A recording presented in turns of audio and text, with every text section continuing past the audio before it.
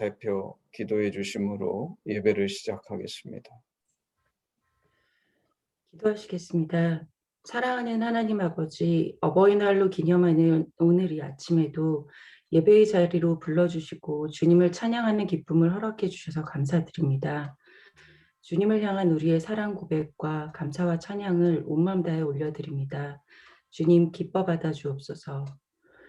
주님이 창조하신 아름다운 가정 공동체를 통해 어린아이와 같은 순수한 믿음을 날마다 새롭게 하시고 하나님 아버지의 마음을 배우게 하시고 주가 하셨듯 서로를 사랑하고 용서하며 품어주며 주 안에서 성숙하게 하시니 감사합니다. 그러나 주님, 가정의 달에 더 외롭고 힘들 주의 자녀들을 기억하게 하시고 주님 명령하신 이웃사랑을 실천하며 복음을 전할 기회를 놓치지 않고 주님 마음이 향하신 그들을 위해 사랑과 도움을 아낌없이 흘려보내는 주님이 기뻐하실 우리 되기 원합니다. 주님 가르쳐 주시고 인도해 주옵소서. 오늘도 하나님 말씀의 능력으로 우리를 변화시키시고 새롭게 하실 주님의 음성을 사모함으로 나아갑니다. 박영춘 교수님을 통해 들려주실 하나님 마음에 합한 자 다윗의 고백을 통해 주님 말씀하여 주옵소서. 감사드리며 살아계신 예수 그리스도의 이름으로 간절히 기도드립니다. 아멘. 아멘. 아멘. 예, 오늘 말씀은 시편 32편, 시편 32편. 우리 유미 자매님께서 32편 1절서부터 6절까지 읽어주시고 7절서부터 마지막까지는 우리 용수 형제님이 읽어주시는 것으로 오늘 본문을 읽겠습니다. 32편 허물의 사함을 받고 자신의 죄가 가려진 자는 복이 있도다. 마음에 간사함이 없고 여호와께 정죄를 당하지 아니하는 자는 복이 있도다. 내가 입을 열지 아니할 때에 종일 신음함으로 내 뼈가 쇠하였도다. 주의 손이 주야로 나를 누르시오니 내 진액이 빠져서 여름 가뭄에 마름같이 되었나이다. 셀라. 내가 이르기를 내 허물을 여호와께 자복하리라 하고 주께 내 죄를 아뢰고 내 죄악을 숨기지 아니하였더니 곧 주께서 내 죄악을 사하셨나이다. 셀라. 이로 말미암아 모든 경건한 자는 주를 만날 기회를 얻어서 주께 기도할지라. 진실로 홍수가 범람할지라도 그에게 미치지 못하리이다. 주는 나의 은신처이오니 환난에서 나를 보호하시고 구원의 노래로 나를 두르시리이다. 셀라. 내가 너의 갈 길을 가르쳐 보이고 너를 주목하여 훈계하리로다. 너희는 무지한 말이나 노새같이 되지 말지어다. 그것들은 제갈과 굴레로 단속하지 아니하면 너희에게 가까이 가지 아니하리로다. 악인에게는 많은 슬픔이 있으나 여호와를 신뢰하는 자에게는 인자하심이 두르리로다. 너희 의인들아 여호와를 기뻐하며 즐거워할지어다.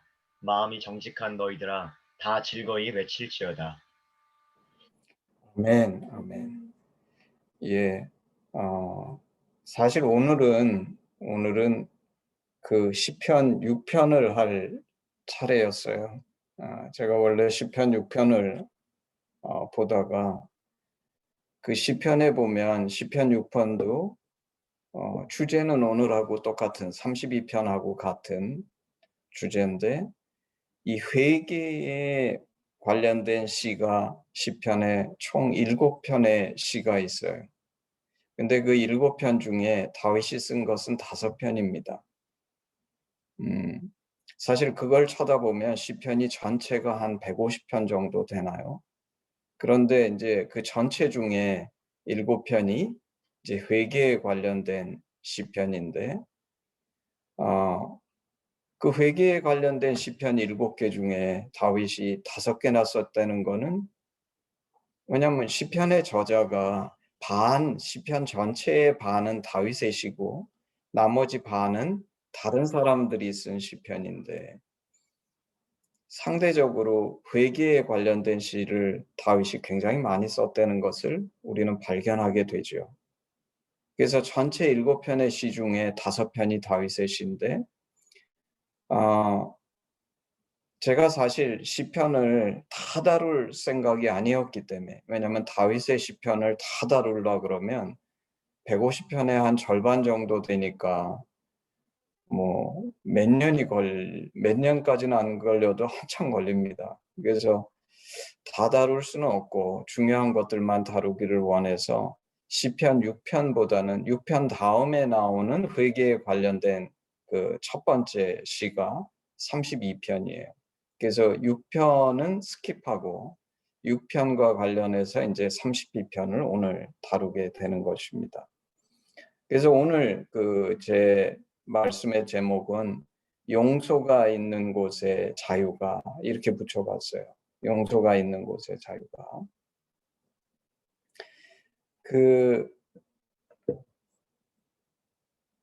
오늘 이 시편 32편은 영어로 NIV로 이것을 쳐다보게 되면 이렇게 시작합니다. Blessed is the one. 그 첫 두 구절이 Blessed is the one. 한국말로는 이게 이제 좀 복이 있도다 이랬는데 이 blessed is the one 이렇게 시작하는 성경 구절이 또 있죠. 그게 어디냐면 마태복음 5장입니다. 마태복음 5장에 보게 되면 산상수훈에, 그리고 이제 제가 그 산상수훈 그 팔복에 대해서 책을 쓴 적이 있는데, 이 blessed is the one 이렇게 시작하는 이 문장은 그 유대인들이 관용적으로 쓰는 표현인데 이게 얼마나 커다란 축복인지 감탄하면서 하는 말이 이 blessed is the one 이렇게 시작하는 문장이에요. 그래서 산상수훈에도 보면 그 마태복음 5장에 예수님께서 인간이 누릴 수 있는 최고의 복이 무엇인지에 대해서 감탄하시면서 마치 이런 복을 누린다 그러면 그 사람은 정말 최고의 복을 누리는 것이다라는 감탄과 감격이 담겨 있는 표현이 blessed is the one인데, 오늘 이 시편에 보면 다윗이 이 표현을 쓰고 있는 거예요. 예수님께서 마태복음에서 산상수훈에 이 표현을 쓰기 전에 오늘 blessed is the one 해서 이제 처음 두 구절이 시작하죠. 그래서 첫 구절, 두 구절은 허물의 사함을 받고 자신의 죄가 가려지는 자는 복이 있도다. 2절, 마음에 간사함이 없고 여호와께 정죄를 당하지 아니하는 자는 복이 있도다. 이 유대인들은 일종의 대꾸법이라 그래서 항상 중요한 문장을 한 문장으로 끝내지 않고 그거를 두 번 반복합니다. 근데 반복할 때 똑같은 말을 하는 게 아니라 같은 의미를 다른 식으로 표현하는데 오늘 이 1절, 2절도 그런 것이죠. 그래서 허물의 사함을 받고 자신의 죄가 가려진 자는 복이 있다. 이 똑같은 내용이 뭐냐면 마음에 간사함이 없고 여호와께 정죄를 당하지 아니하는 자가 복이 있다.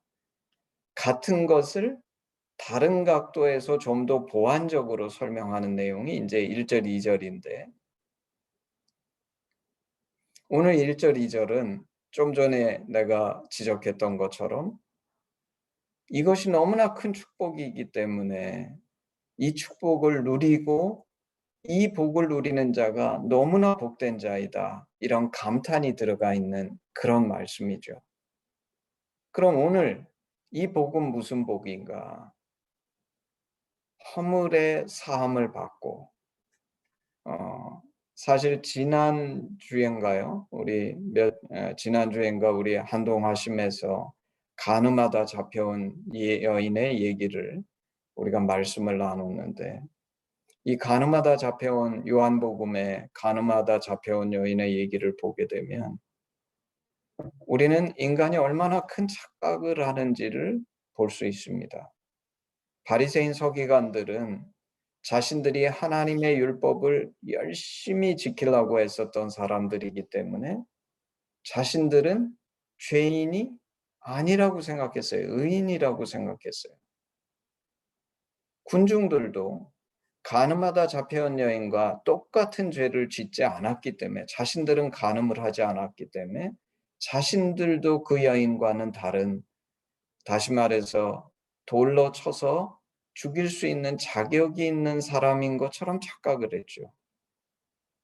근데 예수님께서 뭐라고 말씀하시냐 하면 너희 중에 죄 없는 자가 먼저 돌로 치라. 이 말씀이 임하는 순간 그 가면을 쓰고 있던 죄인들이 전부 다 드러나서 군중 속에 숨어 있던 죄인들인 군중들이 자신들도 죄인임을 깨달아. 왜냐하면 자신들은 간음죄를 짓지는 않았을지 모르지만 예수님께서 간음죄를 짓지 않은 자가 먼저 돌로 치라 얘기하신 것이 아니라 너희 중에 죄 없는 자가. 그리고 바리새인 서기관도 똑같이 자신들은 의인이라고 착각하고 있었는데 너희 중에 죄 없는 자가. 바리새인 서기관들이 아무리 율법에 열심히 있어도 자신들은 95%, 어떤 사람은 90% 이상, 어떤 사람은 심지어 95% 이상 정말 대부분에 있어서 율법을 지켰을지 모르지만 못 지킨 율법이 있다는 걸 자기들이 이제 양심에 깨닫고 하나둘씩 사라져 갑니다. 그리고 그 장면은 우리에게 무엇을 일깨워 주냐 하면 허물이 없는 사람은 없다는 것이에요. 죄가 없는 사람은 없다는 것이에요. 그래서 성경은 로마서에서 모든 사람이 죄를 범하였으며 우리는 다 죄인이라는 것입니다. 근데 오늘 이 시편, 다윗이 고백하는 이 시편, 그래서 32편 1절, 2절은 너무나 귀한 고백인데 허물의 사함을 받고 자신의 죄가 가려지는 자. 내가 아무리 열심히 이 땅에서 율법을 지키려고 애쓰고 진리에 순종하려고 애쓰고 살아도 우리는 완벽하지 못하고 허물과 죄가 있는 자인데 그 허물의 사함을 받고 자신의 죄가 가려지는 자는 너무나 큰 축복이다. 어떤 사람이 이런 축복을 누리게 되는가? 2절, 마음에 간사함이 없고. 왜냐하면 마음의 간사함은 영어로 보면 자기 자신을 deceit, 속이는 그런 것을 간사함이라고 그러는 거죠. 많은 사람들이 많은 자신이 죄인이라고 생각지 않는 사람들이 이 간사함이 있는 거죠. 어떤 사람은 깊이 의식하면서 혹은 어떤 사람은 그것을 깊이 들여다보지 못했기 때문에 자신은 깊이 자각하지 못하면서도 스스로를 속이는. 근데 이 마음에 간사함이 없고 이 마음에 간사함이 없어야 우리는 비로소 내가 죄인인 것을 깨닫습니다. 아까도 얘기했던 것처럼 깊이 고민하지 않았기 때문에 군중들은 자신이 죄인이라고 생각하지 않고 바리새인 서기관은 자신들의 열심만을 쳐다보면서 자신이 대부분의 율법을 지켰기 때문에 자기는 의인이라고 생각하지만 그 뿌리에는 무엇이 있냐면 마음의 간사함이 있는 거죠. 내가 100가지 율법 중에 99개를 지켰어도 지키지 못한 한 가지 죄가 있다 그러면 여전히 죄인이죠. 근데 이 간사함, 우리의 마음의 간사함이라는 것은 나를 속이고 내가 99개의 율법을 지켰기 때문에 지키지 않은 한 가지의 율법도 마치 지킨 것처럼 자신을 속이는, 이것은 간사함입니다. 이런 간사함이 없는 자는 전부 다 하나님 앞에 설 때 나는 허물이 있고 죄인이라는 것을 깨닫는데 너무나 놀라운 거는 나는 허물과 죄투성이의 사람이지만 여호와께 정죄를 당하지 않는 자, 이런 자에게 엄청난 복, 이것은 너무나 큰 축복이다. 이 고백을 다윗이 하는 것입니다. 사실 우리는 오늘 이 고백에는 하나님 앞에서 이 죄가 가려진다라는 의미와 더불어서 사람 앞에서도 나는 완벽하지 않지만 이 다윗을 사람 앞에서도 다시금 가려주시고 커버해 주시고 지켜주시는 하나님, 그 하나님에 대한 다윗의 신앙의 고백이 오늘 1절, 2절에 담겨 있는데 그럼 어떻게 다윗이 이런 고백을 할 수 있는가? 그것이 이제 3절서부터 5절 사이에 담겨 있는 것이죠. 오늘 1절, 2절은 마치 오늘 이제 다윗이 이 시편을 쓰면서 3절서부터 5절까지 있었던 경험 때문에 이런 고백을 할 수 있는 그런 결론에 도달한 것이죠. 3절서부터 보면 이렇게 다윗이 고백합니다. 내가 입을 열지 아니할 때 종일 신음함으로 내 뼈가 쇠하였도다. 다윗이 이 죄악 속에 있을 때 그것을 회개치 않고 자신의 그냥 덮으려고 입도 열지 않고 이 죄악의 그 죄책감과 고통 속에서 신음할 때 뭐라고 얘기하냐면 내 뼈가 쇠하였도다. 주의 손이 주야로 나를 누르시오니 내 진액이 빠져서 여름 가뭄에 마름같이 되었나이다. 내가 이르기를 내 허물을 여호와께 자복하리라 하고 주께 내 죄를 아뢰고 내 죄악을 숨기지 아니하였더니 곧 주께서 내 죄악을 사하셨나이다. 다윗은 사실 오늘 이 고백하는 이 죄악이 무엇인지 정확하게 우리는 알 수 없습니다. 다윗의 인생을 볼 때 다윗이 하나님 앞에 범죄했던 여러 가지 사건들이 등장하는데 그중에 어떤 것인지 사실 나중에 또 한 번 다룰 텐데 다윗이 밧세바에게 범죄하였을 때 나단 선지자를 만나고 지은 시편은 따로 있어요. 그래서 이것은 그리고 오늘 이 시편을 여러 번 읽으면서 묵상해 보면 오늘 이 시편 32편을 쓴 시점은 제가 추측하기에는 나이가 많이 들어서가 아니라 다윗이 그래도 비교적 젊은 날 쓴 시편이 아닐까 싶어요. 근데 어쨌거나 어떤 죄악 때문에 다윗이 이렇게 힘들어하고 어려워하고 죄책감 속에 고통 가운데 있었는지는 모르겠지만 다윗은 이 고백을 합니다. 다윗이 자기가 자신의 죄를 하나님 앞에 실토하지 않고 입을 열지 아니했을 때 종일 신음하고 자신의 뼈가 쇠하여지는 것 같은 그런 깊은 고통이 있었다. 그리고 다윗은 뭐라고 고백하냐면 주의 손이 주야로 나를 누르시오니 마음에 끊임없는 그 죄책감의 고통과 아픔이 있을 때 우리는 보통 그러면 내가 마음에 너무 부담이 되고 힘들고 어렵고 죄책감이 나를 어렵게 했다 이렇게 얘기할 텐데 다윗은 그렇게 얘기하지 않습니다. 자신이 겪는 모든 것이 하나님께서 주의 손이 주야로 나를 누르시오니 저는 이게 굉장히 중요하다고 생각해요. 세상에 많은 사람들이 죄를 지었을 때 그 죄악 속에서 고통받을 때 그 고통받는 것을 얘기하고 힘들어하고 어려워하지만 오늘 다윗이 고백하는 것처럼 이 하나님의 손이 나를 주야로 누르신다라고 이렇게 하나님에 대해서 인식하고 그 하나님이 나의 삶 속에 관여하시고 나를 이렇게 간섭하시는 하나님이라고 고백하지 않거든요. 근데 그 다윗의 독특한 특징은 자신이 겪는 모든 일들을 하나님의 섭리 안에서 받아들이고 그렇게 표현합니다. 제가 볼 때 왜 다윗은 그토록 위대한 왕이 되었는가? 첫 번째 32장 3절에 나온 것처럼 자신이 죄악을 지었을 때 그 양심에 심한 고통이 있었다고 얘기하는데 이것을 역설적으로 얘기하면 제가 생각할 때는 제가 지저분하면 약간 더 뭐 먼지가 묻고 때가 묻었다고 해서 제가 그것에 대해서 민감하지 않잖아요.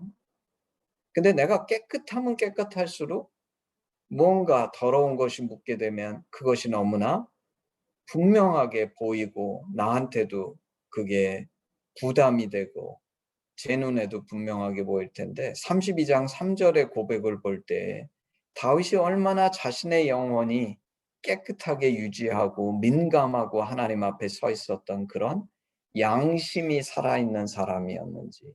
그리고 두 번째는 자신이 그 겪는 고통을 내가 죄를 지었기 때문에 내 마음속에 두 가지가 깊이 싸우는 거죠.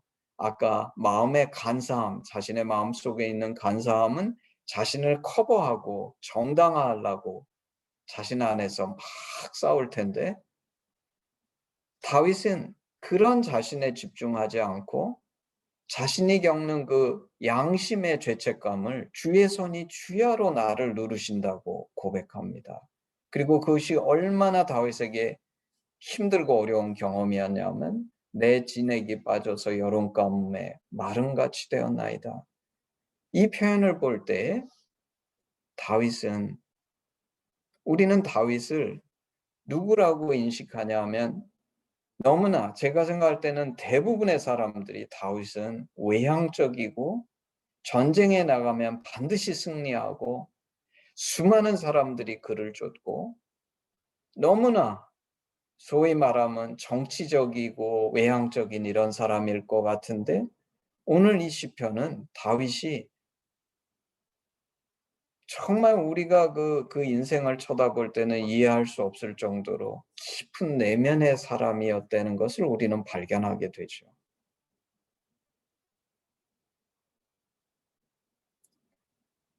그래서 그가 5절에 드디어 이렇게 고백합니다. 내가 이르기를 내 허물을 여호와께 자복하리라 하고 주께 내 죄를 아뢰고 내 죄악을 숨기지 아니하였더니 곧 주께서 내 죄악을 사하셨나이다. 여기에서 다윗이 여호와께서 자신의 죄악을 어떻게 사하셨다고 깨닫게 됐는지에 대해서는 설명하지 않아요. 근데 본문의 컨텍스트의 흐름을 볼 때 저는 이렇게 다윗이 느끼지 않았을까 싶어요.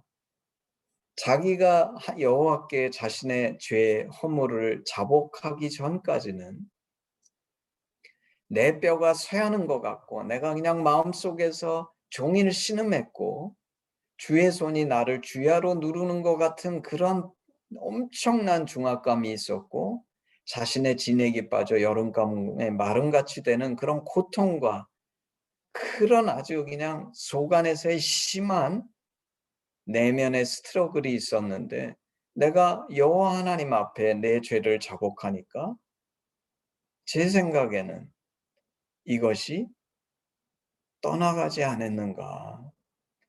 더 이상 자신의 양심이 자기를 괴롭히지 아니하고 내 뼈가 쇠하고 주의 손이 나를 누르고 내 진액이 빠져나가는 것 같은 이 모든 증상들이 다 떠나가서 다윗이 그때 비로소 깨닫기를 주께서 내 죄악을 사해 주셨구나라고 깨닫지 않았나 싶어요.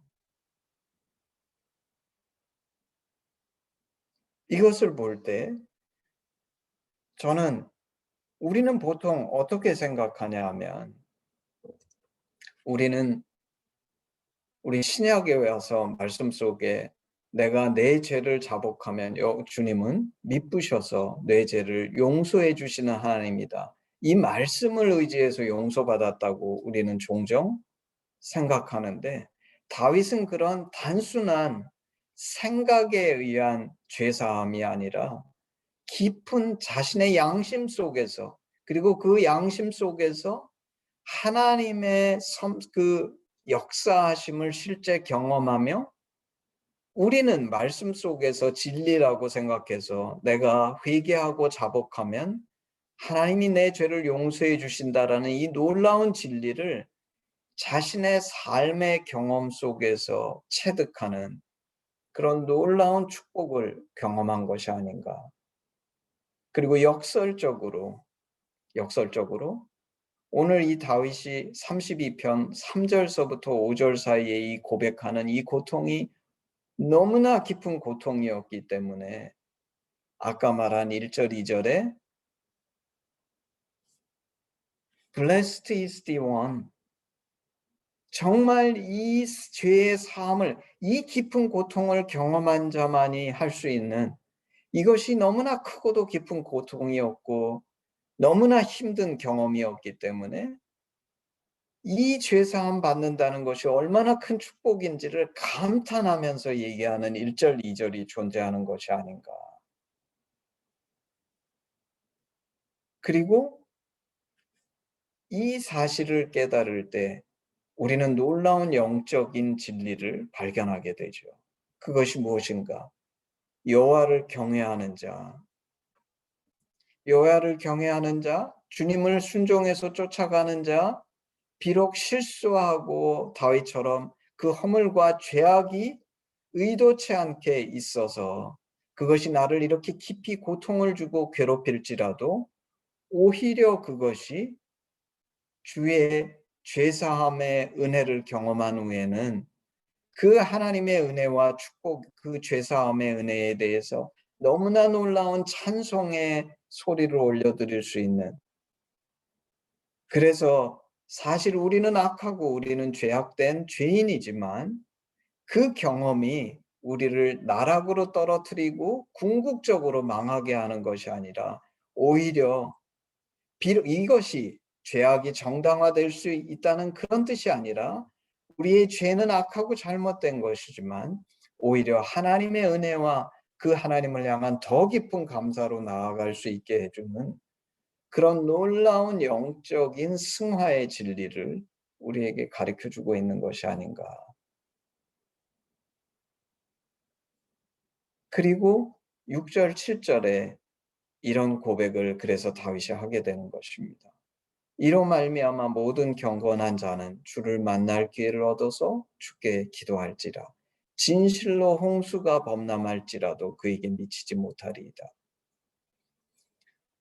우리는 하나님을 만날 수 있을 때 만날 기회를 얻어서, 이건 뭐냐면 평소에 하나님 앞에 기도하고 주님과 날마다 만나는 이런 그런 기회, 그것이 큐티가 됐던 날마다 드리는 기도가 됐던 그런 시간들을 통해서 하나님 앞에 이런 죄악들과 우리의 부족한 것들을 사하심을 받고 그분 안에 거하게 될 때 다윗이 경험했던 것은 홍수나 이런 엄청난 외부적인 이런 도전, 사실 지난번에 우리가 나누었던 그 시편 5편은 사람과의 문제였어요. 이런 외부적인 도전들에 비교할 때 내 죄 때문에 내가 경험한 내 양심의 이 엄청난 고통은 어떻게 보면 훨씬 더 크고 힘든 것인데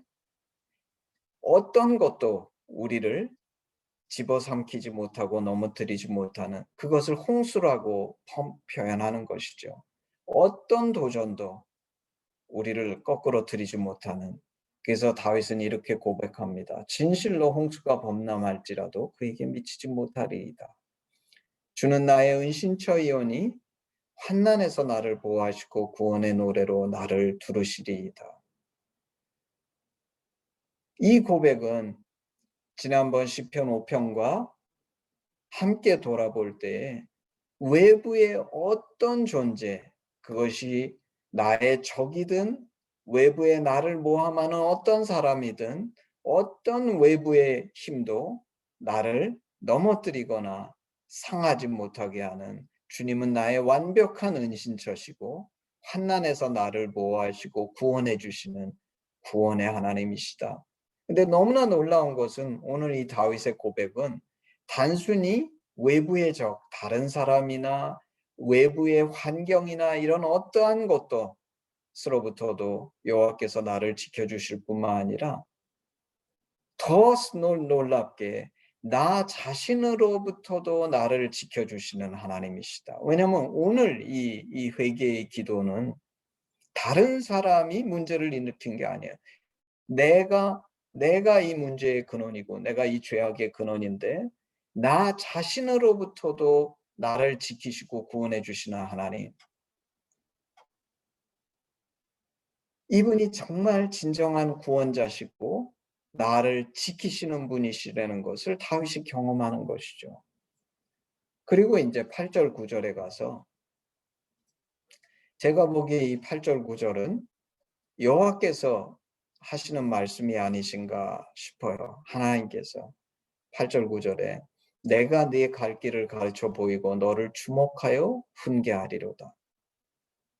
하나님께서 우리에게 길을 가르쳐 보여주시고 훈계해 주시는데 너희는 무지한 말이나 노새같이 되지 말지어더라. 그것들은 제갈과 굴레로 단속하지 아니하면 너희에게 가까이 가지 아니하리로다.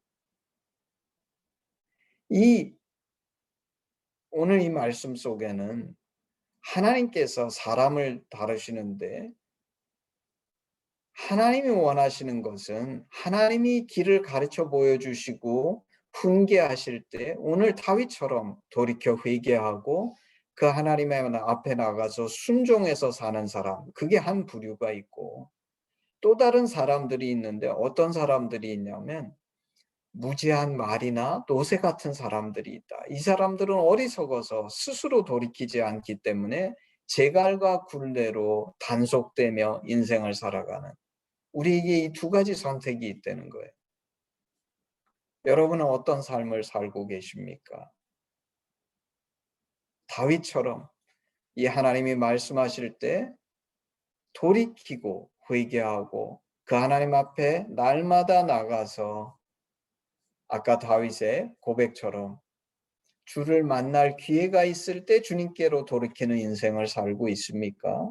아니면 오늘 시편 32편 9절에 있는 것처럼 무지한 말이나 노새처럼 제갈과 굴레로 단속돼서 우리 하나님은 왜 나를 이렇게 제갈과 굴레로 다스리시고 엄하신 하나님이신가 착각하는 인생을 살고 있습니까?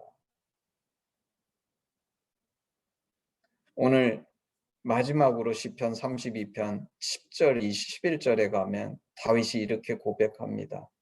악인에게는 많은 슬픔이 있으나 여호와를 신뢰하는 자에게는 인자하심이 두루리로다. 이 악인이 누군가?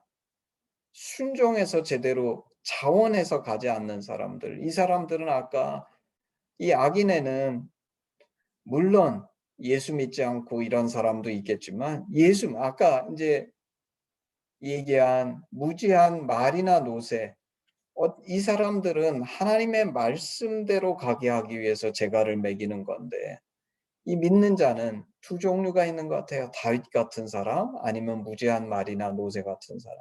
무지한 말이나 노새 같은 사람은 많은 슬픔이 있죠. 왜냐하면 자기는 원치 않는데 억지로 거기를 가는데 그래도 거기를 억지로 가는 이유는 하나님께서 그래도 복을 주시고 깨닫게 하시려고.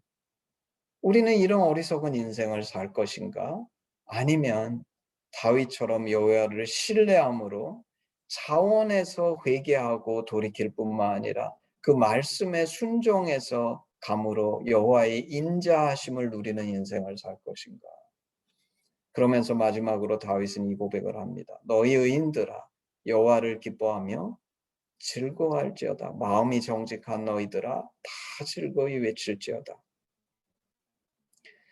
오늘 그 시편 32편은 11절밖에 안 되는 짧은 구절인데 제가 오늘 이 본문을 택한 이유는 첫 번째, 다윗은 얼마나 바쁜 사람이었어요.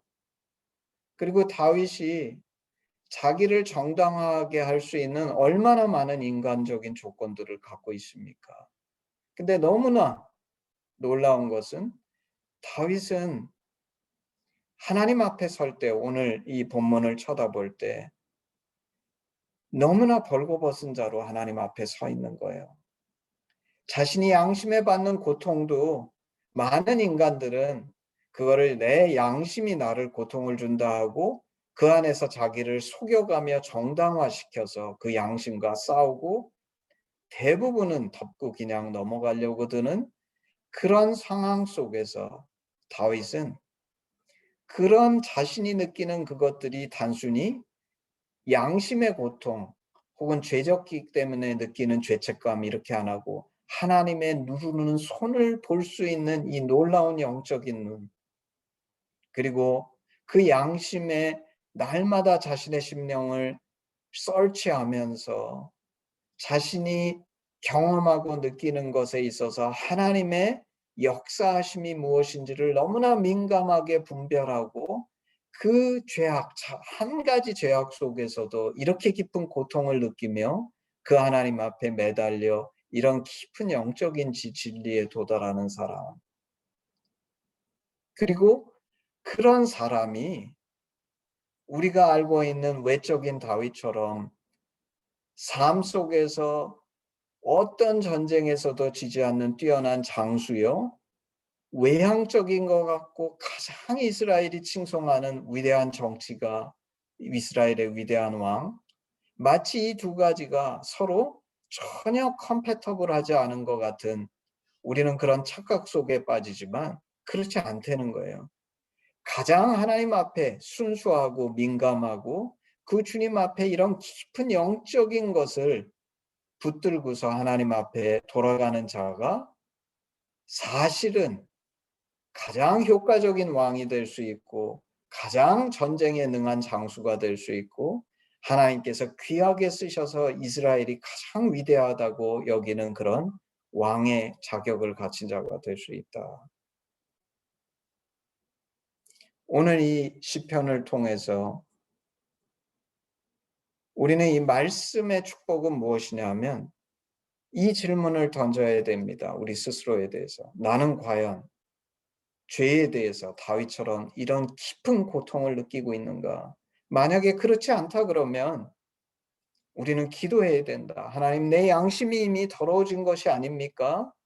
나의 신앙 양심이 정말 죄악 속에서 민감하지 않아진 것이 아닙니까?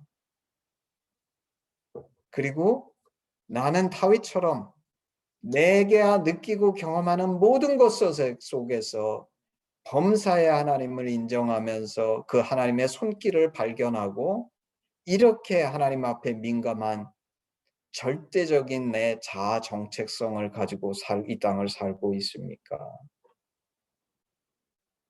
사실 오늘 11절밖에 안 되는 짧은 시편이지만 저는 오늘 이 시편을 보면서 너무 많이 놀랐어요. 오늘날 이 땅을 살고 있는 어떤 위대한 정치가가 다윗처럼 이런 깊은 영적인 민감성을 가지고 하나님 앞에 절대자이신 하나님 앞에 자신의 영혼을 바라보며 이런 고백을 할 수 있는 자가 있을까?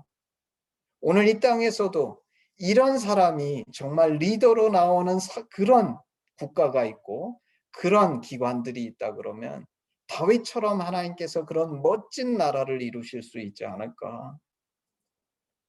그러면서 왜 다윗이 그토록 위대한 왕이지만 동시에 예수 그리스도의 다윗의 자손 예수 그리스도를 예표할 수 있는 그런 그리고 밧세바를 범하고 우리아를 죽이는 그런 엄청난 죄악 속에서도 그런 하나님의 놀라운 긍휼과 은혜를 입은 자가 되었는지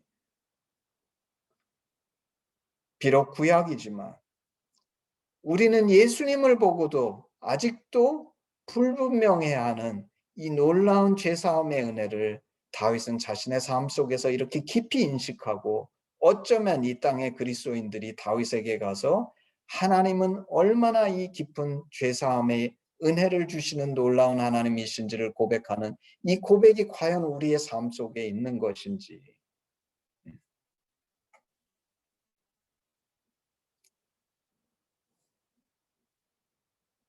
내가 오늘 살면서 삶의 문제에는 깊은 고민을 하지만 성공하기 위해서 잘 나가기 위해서는 많은 노력과 애를 쓰지만 다윗처럼 나의 영혼을 쳐다보며 하나님 앞에 서 있는 벌거벗은 나로서는 정말 이런 퀄리티 타임을 갖고 있는지 다윗은 우리에게 얼마나 큰 레슨과 메시지를 이 시편 32편을 통해 던져주고 있는지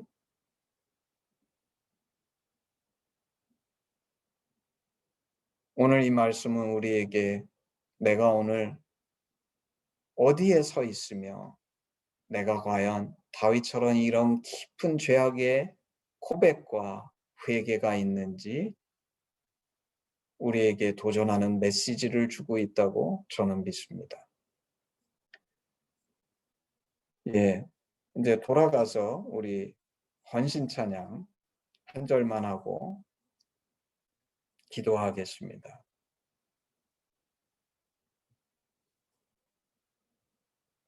1절 하겠습니다. 내게 있는 모든 것을 아낌없이 드리네. 사랑하고 의지하며 주만 따라 살리라. 주께 드리네. 주께 드리네. 사랑하는 구주 앞에 모두 드리네. 기도하겠습니다.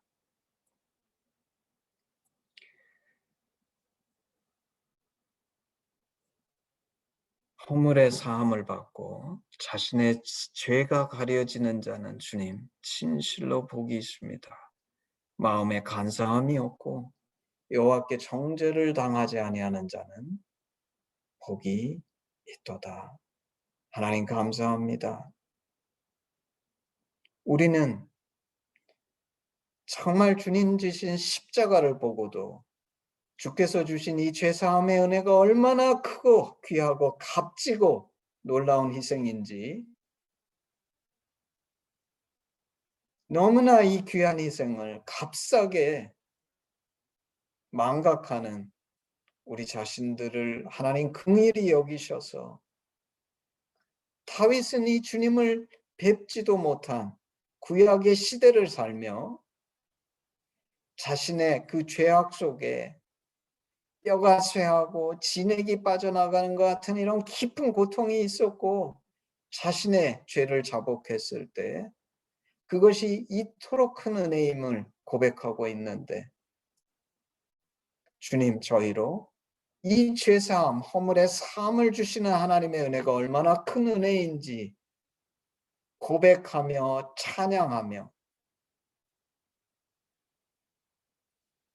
오늘 말씀이 가르쳐주는 것처럼 무지한 말이나 노새같이 되지 아니하고 이 하나님 여호와를 신뢰하여 주의 인자하심을 고백하고 여호와를 기뻐하며 즐거워하는 우리가 될 수 있게 하나님 저희로 만날 기회가 있을 때 주님을 날마다 깊이 만날 수 있도록 하나님 축복하여 주시옵소서. 이 메시지를 받는 모든 사람들에게 이 은혜가 임할 수 있게 하시고 저희가 이 축복을 나누어 주는 그것을 위해 우리의 모든 시간과 물질과 우리의 인생이 사용될 수 있도록 하나님 역사하시고 축복하여 주시옵소서. 감사드리며 우리 주 예수 그리스도의 이름으로 기도드렸사옵나이다. 아멘. 아멘. 예, 우리 마지막으로 헌신 기도문 함으로 예배를 마무리하겠습니다. 아바 아버지 예수님의 죽으심과 부활하심으로 우리를 향한 당신의 사랑을 확증하시고 예수 안에 성령으로 당신과 하나 되게 하시니 감사합니다.